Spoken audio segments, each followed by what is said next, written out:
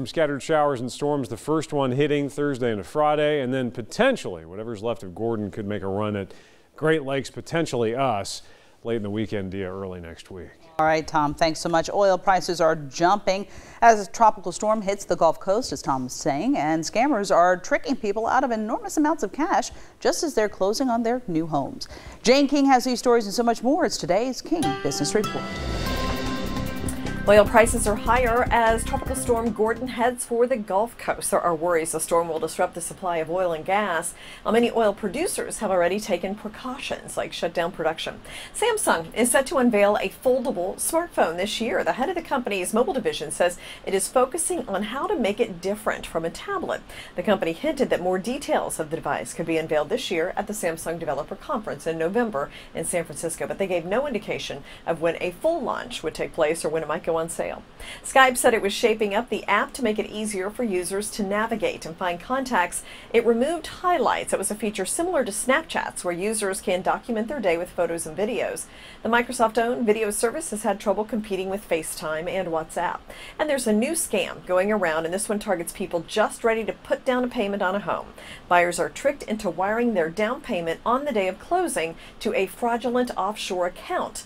Now, losses from these scams are typically not covered or reimbursed by the bank. Since the wires go overseas, it's nearly impossible for victims to get their money back. Some people have lost their homes because of this. The scammers hack into emails of real estate attorneys and agents and pose as them.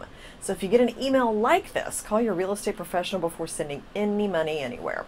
Live from the NASDAQ market site in Times Square, I'm Jane King with your business update. Jane King, thanks so much. Let's take a look, see how stocks are performing at this noon hour. Dow Jones Industrial is taking a hard tumble, down 104 points to sit right now at 25,860. NASDAQ Composite also slipping, down 41 points to sit at 8,068. Well, it's going to cost a little bit more to check your bags on United Airlines flights. The airline raised the prices this past Friday. Now, the first check bag for United flights in North America, Central America, and the Caribbean now costs $40. That's up from $25. And that second check bag will run you $40 instead of $35.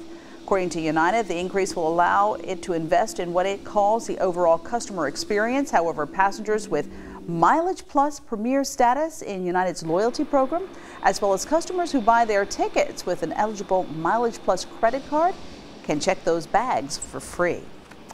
As the school season kicks into high gear, parents are already thinking about how to keep their kids healthy. One of the best ways, of course, to prevent children from getting sick is a flu vaccine. The Centers for Disease Control recommends all kids get the flu shot or flu mist as soon as possible. Adolescents should also be up to date on vaccines for whooping cough, tetanus, meningitis, and HPV. Well, hand washing is another simple but effective way to stay germ-free. Experts say children should wash their hands before eating and after going to the bathroom, touching playground equipment, or sneezing. Be sure they use wet, soapy water and wash long enough to sing happy birthday twice.